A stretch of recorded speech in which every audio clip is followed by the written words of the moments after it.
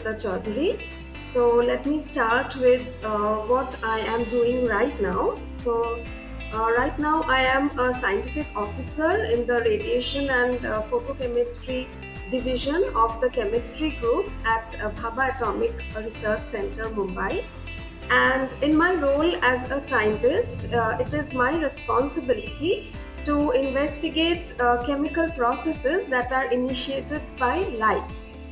And my particular specialization is fluorescence spectroscopy. So, fluorescence is the phenomena of light emission by electronically excited molecules. And my approach is two pronged. So, I use fluorescence as a tool to understand complex chemical systems, and also I try to devise methods and systems to improve the fluorescence technique. So, if I look back, I realize that whatever I am today, the scientific curiosity inside me, the passion for research, the seeds for all this were actually sown during my early childhood. So, I grew up in a residential campus of a premier research institute in a small town called Jorhat, which is in Upper Assam. And my father is a man of science. So, as a kid, he used to engage me with these, we used to call them little magic tricks, which were nothing but simple experiments that we could perform at home using readily available objects like candles or magnets or ice cubes and so on. And winters were very cold in Jorhat. So every day while pouring out hot water for my bath, he used to repeat the statement, heat lost is equal to heat gained. And I didn't realize it at that time, but I understand now that this was the first lesson that I had about the laws of thermodynamics and conservation of energy, which is so very important. And the life in our campus was very vibrant, very educational, and I was surrounded by so many role models who I could look up to. So, among my father's colleagues, the parents of my friends, there were many eminent scientists, very strong personalities whom I admired, whom I followed. And one person in particular has been a guiding light throughout my life. So he has been there for me, guiding me, checking on me right from childhood till I established myself as a researcher. He is no more today, but he's the one who chose the name Sharmistha for me. And I'm told that I also have a big surname, so it's Sharmistha Dutta Choudhury. So my parents were not very happy about the name because they thought it would be very long and complicated for me to learn. So they agreed on the condition that he would teach me how to spell it. And he did that in a very logical manner by breaking it into small syllables, shar, mesh, ta. So I learned the spelling at a very young age. And again, this was a lesson, an approach towards problem solving that I learned at a very young age, very early. So there were also many research scholars in our campus, and there was a lot of talk about science, scientific achievements, fellowships, and it was all very exciting for me. And my mother had instilled in me the importance of having a purpose in life, building an identity for myself. And I felt that this could be my calling, this could be the research area is something which I would probably like to pursue. And the campus that we lived in, it was very close to the laboratories as well. So I used to visit the laboratories whenever we had a chance on open days and so on. So my friends and I, we would make small slide samples. We would ask our elder sisters. I'm an only child. I don't have siblings, but I had many friends, and with them we used to make these. I remember we made slides of onion peels once, and we took them with us to the lab, and we requested whoever was showing us around to please let us see how it looks like inside a microscope. And there was this big fancy instrument, and I still remember the excitement that I felt when seeing the cells inside the cells for the first time. And I was particularly drawn to the chemistry laboratories. We had just begun to learn chemistry as a separate subject at that time, and I was drawn to that subject. We had very good teachers who inspired me, and so I think all of this together led to my choosing chemistry as a career, as a profession, and I continued through during college, higher studies. So that's how I came to be in the field of chemistry. Yes, so we used to do small experiments like the burning of candle, how oxygen is required for the burning of the candle, how it gets extinguished when you cover it with a glass, and then why the ice floats on water, for example, and then Archimedes principle, like if you dip something inside the water, how much water is displaced, and whether it would sink, whether it would float. So these were little experiments. And one time I remember he gave me some muddied water and a blotting paper, and he told me that just use these two things, and by the time I come back, you should have very clear water which you would be able to drink even. So that was how I learned about the principles of filtration, that how the pore size determines that what would flow through and what would be held back. So these are little experiments. We at that time I was really very small, so it seemed like magic to me. But I gradually learned to appreciate the principles behind these little experiments that we did. Okay, so my mother was my first teacher. My mother was a teacher in a primary school. So Jorhat, the place where I lived at that time, it was a bit secluded, far away from the hustle and bustle of the city, and there were not many schools around. And so the first nursery school that was set up inside the campus, my mother was approached whether she would be able to start it and help run it. So she, along with a few of her friends, had started that school. And incidentally, she was also my first teacher in school, my first school teacher. So that way, she really has taught me from the alphabet to many different values like respecting people, standing up for oneself, being patient. And another important thing that she has told me or taught me was that if I want to reach new areas, new zones, I should have the courage to lose sight of the horizon. I cannot go far and swim far if I don't go out of my comfort zones.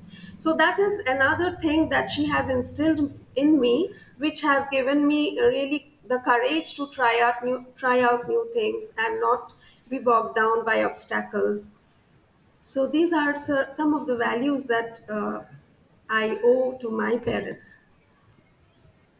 Class 5 or 6, maybe I was when, so that's why we took the help of an older sister, my friend's older sister. She had this biology box which we liked to fiddle with, and there was the open day at the institute.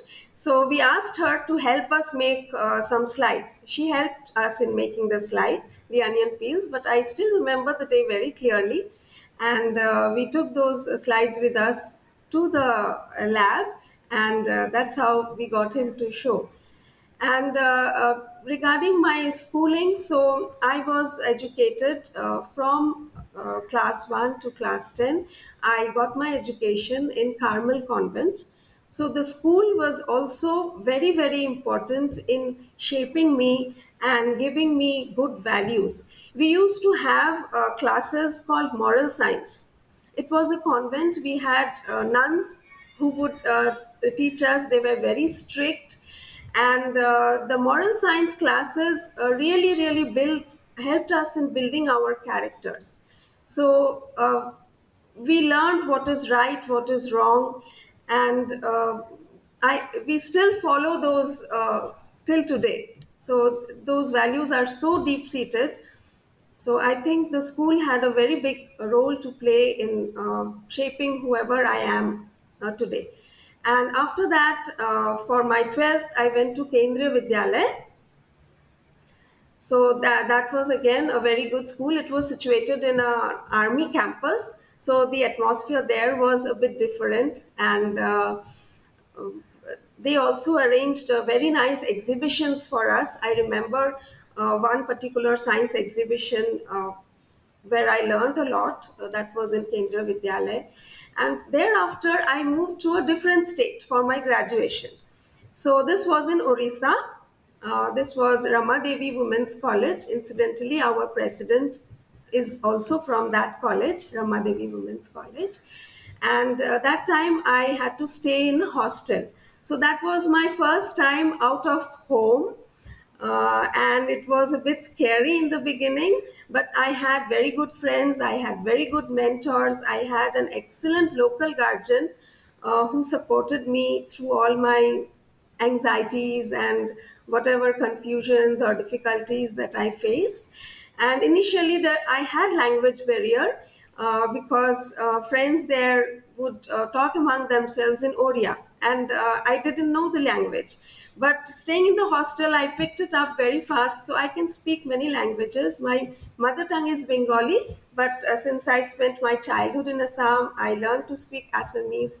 I did my graduation in Orissa, Bhubaneswar. I can speak Oriya. So that also helped me to become a very versatile woman, you can say. If you After continue. graduation, I moved to Kolkata to Jadavpur University. So the post graduation I did in Jadavpur University. We had really, really great chemistry teachers in Jadavpur University, and I learned a lot there. And that was the stepping stone for my research career.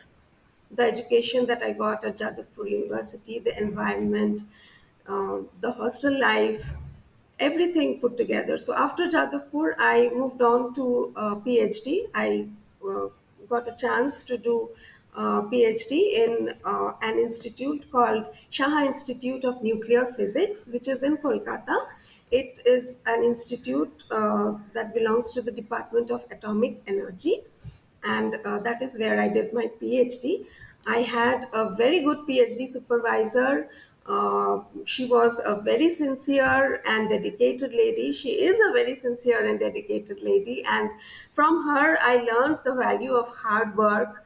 From her, I learned that independence is required to pursue your passion, to pursue research. So she used to give me full independence. I could do whatever I felt like in the lab, and I got to learn a lot there because we had this students room where there were many of us sitting together, many research scholars, and everybody was working on a different problem, but we used to discuss among ourselves, share our ideas, share our thoughts, our problems, and we learned from each other, and that also helped us to grow together and pursue our passions later on.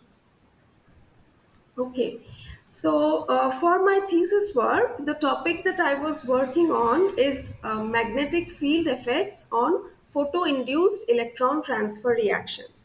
So electron transfer is one of the most fundamental reaction in chemistry, and photo-induced electron transfer is the first most important step in photosynthesis, which is what sustains life on Earth, as we know. So it was a very important and exciting topic, and this is what helped the research that I did during that period on electron transfer reactions, in-depth investigation, the effect of different types of microheterogeneous environments in monitoring or affecting the rates, the dynamics of electron transfer reactions. That helped me in the next step, that was my selection as K.S. Krishnan Research Associate in Bhabha Atomic Research Center. So here again, I was very fortunate. I joined a very vibrant research group and an institute that has state of the art research facilities. So, here too, I started my career working on the kinetics of electron transfer reactions. So, how the rates can be changed by changing the environment around the reactants, how confinement of the reactants helps in realizing different regions of the kinetics, there is something called Marcus inversion, which is generally not observed in a homogeneous solvent medium, but it can be observed when you restrict the diffusion of the electron donor and the electron acceptor. So that was something very interesting that I studied during this period. So it was a 1 year tenure as K.S. Krishnan Research Associate, which was very productive. And after this, I was offered a permanent position as scientific officer in BARC. So during this time, I got to work with many senior colleagues. I got to learn a lot, and the friendships and professional networks that were forged during this period continue to strengthen me, continue to support me till today. And when I joined, after I joined as a scientific officer, it was a permanent position. I initiated new types of studies using biomimetic self assembled systems like vesicles, which are mimics of membranes. So I wanted to see how these systems affect excited state reactions, fluorescence properties, whether I can tune the emission behavior by using different types of organized assemblies, or whether I can tune the organized assembly process itself, which can then affect the reactions that I was studying in a dynamic manner. So this was the new type of studies that I initiated, and I also contributed in studies that were ongoing in our group at that time, which was the interactions with new types of macrocyclic molecules. So these are basket-like molecules which have a cavity that can encapsulate another guest molecule, and these host-guest complexes that are formed, they are very interesting because you can tune the emission behavior, you can make them more bright, you can make them stimuli responsive so that they can respond to change in pH, change in ionic strength by addition of salt, and you can switch on or switch off the fluorescence behavior, which has applications in sensing and so on. So that's how I got started on my journey, and it continues till today. I think I cannot pinpoint one particular incident for that. It was a gradual transition. So, in high school, we started the science got gradually separated into three different subjects like physics, chemistry, and biology. We had three different subjects in school itself, and that is when I started developing a passion for the subject of chemistry. I used to like, because it was very logical to me, I could relate to it, and we had really very good teachers who would demonstrate to us. They would bring things in the classroom and show us. We also had a laboratory in school, a practical, where we did chemistry practicals, and I enjoyed doing chemistry practicals. So that is when I decided that this is the field for me, this is where I want to make a contribution. So that's how I came into the field of chemistry. Uh, yes, so life has brought many challenges, struggles, and some disappointments, as it does for everybody. But I think I am who I am despite the obstacles that I have faced. So I don't dwell upon them. I don't, although at the time the problems seem very big, but the difficult times have not been insurmountable for me. They have never been insurmountable because of the good upbringing, the good education that I have received. I feel that a trained and disciplined mind helps to overcome any kind of difficulties. It has helped me to face and accept the situations, the events that have happened in my life with calmness, with patience, and with courage. So, if I give some small examples, for example, during my post graduation, I had developed severe breathlessness, severe allergies. So I would fall sick very often. I couldn't lie down to sleep. And at one point, my doctor had advised that it might be a good idea if I gave up studies for a while, if I gave up working in the chemistry laboratory, because he thought probably I was developing those allergies because I was working with chemicals and so on. But I didn't want to give up. So I learned to navigate through the difficult, breathless nights. I stayed up at nights and I learned to focus my mind, to divert my mind, and tried reading books instead. So it was not easy, it was very painful, it was very difficult. But I made progress slowly, and so I could use it to my advantage. And another time, while in BRC, uh, I had contracted a very rare disease, and I had to be hospitalized just days before my promotion interview. So it was an important interview, and I was really very disheartened, very disappointed. I didn't want to miss it. So I told the doctor that, is it possible, can I come back after 2 days? But he just laughed at me and he said, did nobody explain to you the seriousness of your condition? You have to not only come in right now, and you have to promise that you will be in hospital for 15 days, otherwise I will not treat you. So there was nothing I could do. I had to accept the situation. I went to the hospital, and there again, I used the time to catch up on my literature survey. I did my reading, took notes. So I was the only patient in the ward whose bed was piled with books and papers. And the resident doctors and nurses, they used to tease me.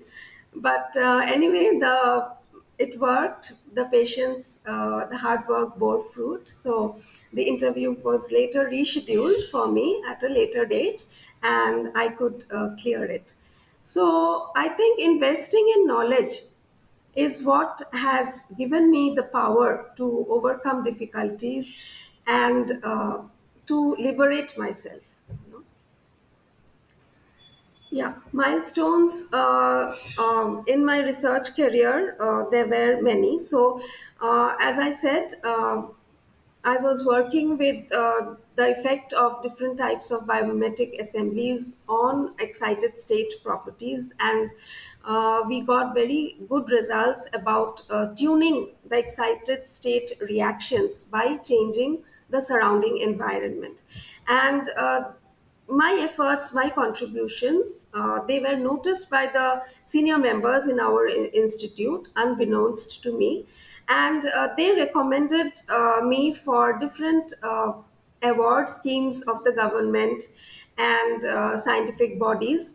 And that is how I got the opportunity to present my work at different forums. And this brought me national recognition and several accolades like the Young Scientist Awards from the Science Academies of India, the National Academy of Science India, NASI, the Indian National Science Academy, INSA, and also the Department of Atomic Energy, DAE. And after working for several years, I began to realize that I wanted to expand the scope of my research. I wanted to move into interdisciplinary type of research areas.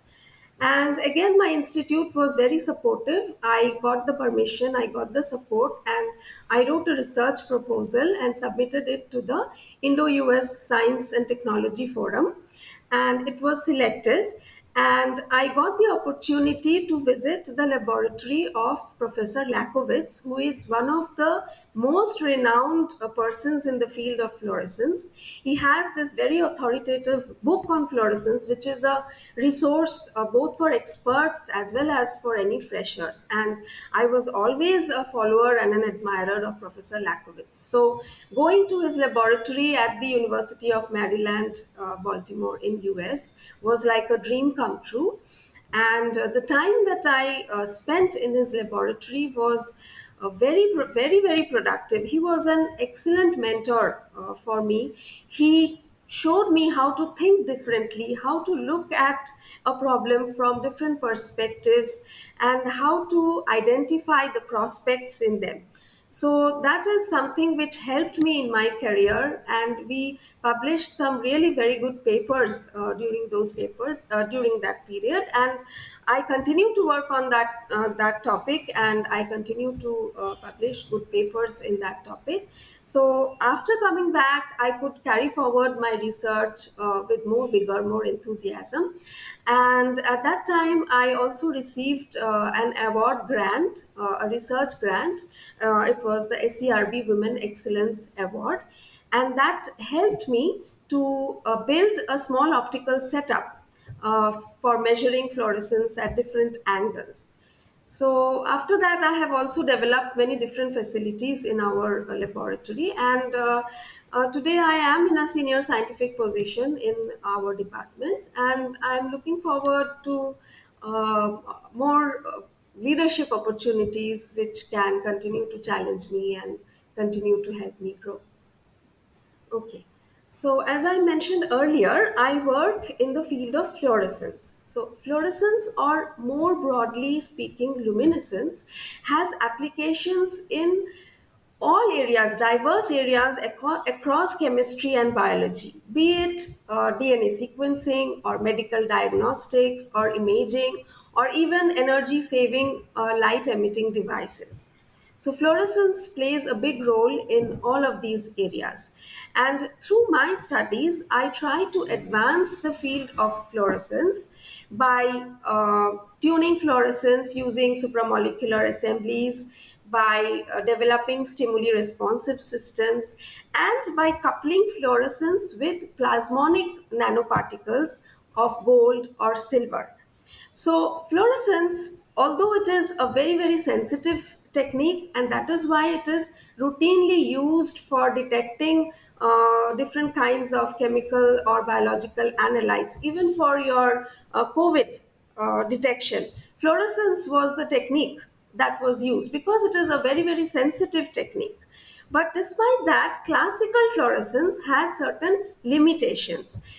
For example, the fluorescent dyes that are used, they have limited stability, and the light that is emitted during fluorescence, it is isotropic in nature, meaning the light is emitted in all directions. So if you want to detect the light, your detector will be placed in a certain direction, and you would be able to collect only a small portion of the total emitted light. So that limits your detection efficiency. So, by coupling fluorophores with plasmons, it is possible to convert this isotropic emission into directional emission. And this is something where we contribute very strongly, trying to convert the isotropic emission to directional emission so that it can improve detection efficiency. Also, by coupling the fluorescent dye with a metal nanoparticle of gold or silver, it is possible to increase the brightness of the dye, brightness of the fluorophore, so that even if there are small changes, you would be able to detect. So that will increase your sensing efficiency, and more importantly, it would help in sensing bioanalytes, let's say disease markers or viral RNA molecules which are in low abundance. So you wouldn't need amplification.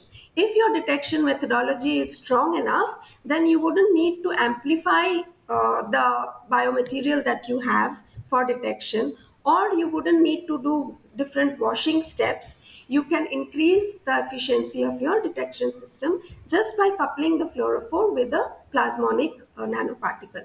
And this would also help in moving towards miniaturization or point of need based devices, because now we are increasingly moving to an age where we want to work with small sample volumes, where we have miniaturized devices which you can carry at the point of care, let's say at the patient bedside. So these are some of the dreams that I have in mind, or which we would like to follow up through research. Okay. Success, of course, is very clear to everybody. You want something and you achieve it, and that's you consider it as success. But failure is more difficult to tackle, and failure to me, I would say, is that. You can turn your failures into your success. You just have to adapt your wants or your needs, or tune it to a different path. so that you can turn the failure. Maybe you didn't get what exactly you wanted, but you would get something else if you work for it, if you think differently. So that is how you navigate through life, because life throws many kinds of challenges. You don't get what you want always, but that doesn't mean you stop. It means you just change your perception, you change your path, you work a little harder, and you probably get something a little different, but that's progress too. Yes, I have been really very fortunate. As you say, I have had great mentors, great friends throughout my personal and professional journey. And I strongly believe that education is the vehicle through which I can pay back to the society. So I do my bit to spread education. I mentor people, I share my knowledge. I am a part of different scientific bodies, and we organize events, we organize workshops. I deliver a lot of popular lectures in schools and colleges and in science workshops. So I think that is how I contribute. I'm a good listener. So many people approach me to share their problems, their difficulties, and I think they go back feeling fulfilled, feeling satisfied. So I think I have that quality in me, and I like to share whatever knowledge I have with people. Yeah, so the sustainable for a sustainable lifestyle. So my belief is that we need to consciously and actively move from this linear model that we have been following all these years, where we take, we use, and we discard. So we have to shift from that linear model to the circular model of reduce, reuse, and recycle. But it's not easy maintaining this circular model. It requires effort, it requires knowledge of alternative solutions, and it requires active participation, difficult decisions. So I believe in three more R's to this reduce, reuse, recycle mentality. One is respect. So respect is already being recognized as a very valuable characteristic that we must inculcate. Respect for our environment, respect for humankind, that is thinking beyond self. And the second, I would say, is responsibility. So change is happening very fast now.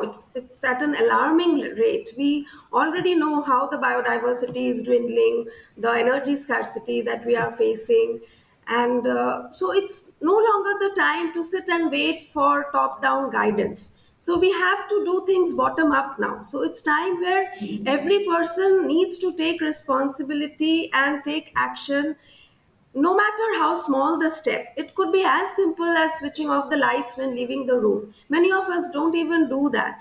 So it could start right there, and it could be very simple things like carrying your grocery bag when you go shopping, or segregating waste. Even that too we are reluctant to do. We are reluctant to put in the effort. So we have to take responsibility, we have to be responsible consumers. And the third, more important thing that I believe is research. So, without a scientific outlook, without extensive research, we cannot find alternative solutions to the problems, to the crisis that we are facing today. So, research is a very important component, and I think I am doing my bit there because I am in a position where I can contribute. I have scientific bent of mind. So research is very important. We all know the saying that the Stone Age didn't end because of lack of stones. It's because we transitioned to a better technology. So that is what research can help us do. Uh, well, I wouldn't say I have faced gender bias as such, but this is something very personal which I usually don't talk about.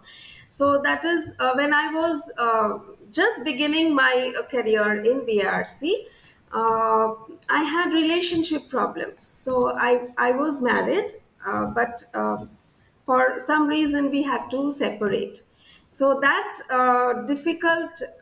very difficult period was kind of coincident with the time when I was just starting on my career. So it was very difficult.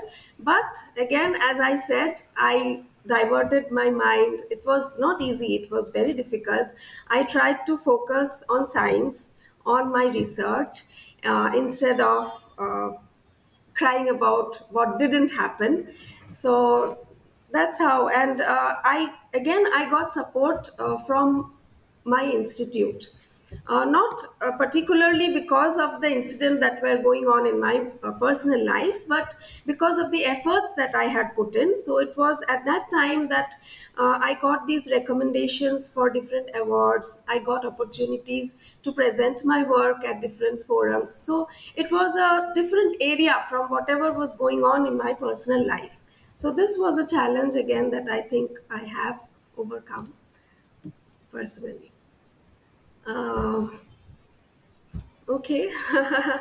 Well, as I said that I talked to you about my role of a scientist. But apart from being a scientist, I am a very good friend and I am a very good daughter. So I think I would like to be remembered as a good friend apart from being a good scientist and a good daughter. So that is something I would like to be remembered as. Okay, so I will combine the whatever you asked. So I am a strong believer of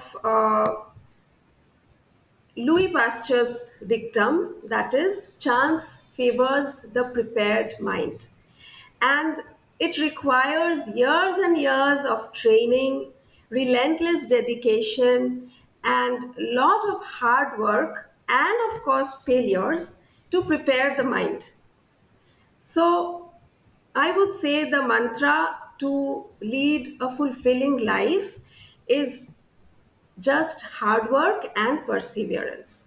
So don't give up, keep on moving, keep on going, and hard work and perseverance always bears fruit. I think what I would tell that Sharmishta is to be more bold, to be more courageous, because I was a very shy girl when I was young, and I was really, really hesitant to get out of my comfort zones. And that is where my mother had to push me. She still pushes me, of course. But I think being bold, being courageous, and being ready to take risks, that is what I would like to tell a younger version of myself. No, no. I do not want to change a thing in my life. I think I think it has been a very great life so far, and it will be great in the future too, because I'm kind of equipped and prepared to face whatever life throws at me and accept it with grace. So I don't want to change anything, anything. So, I think I feel that my life has a meaning. I feel that whatever I am doing is making a positive impact. Every little thing that I do every day touches somebody's lives, makes somebody's life better, helps somebody. And that is what motivates me to keep going and do whatever it is that I'm going, whatever it is that I'm doing. For myself, I do yoga in the morning, and I also go to the gym at times. It's a kind of release, but because of my busy schedule, I'm not able to really maintain it very regularly, but I try to do it whenever possible. So these are two things that keep me healthy and happy. Yeah, I think what I want to do a little more is travel, see the world. So my present schedule doesn't allow me to take much time off, But someday I would like to do that. I would like to see different places in the world. So that is something I look forward to. So, the mantra for success and for a fulfilling life, I believe, is hard work and perseverance. There is no shortcut to hard work. Yeah, I like poetry. So, I like Robert Frost's poem that the woods are lovely, dark and deep, but I have promises to keep. So, that is something which I really, it inspires me.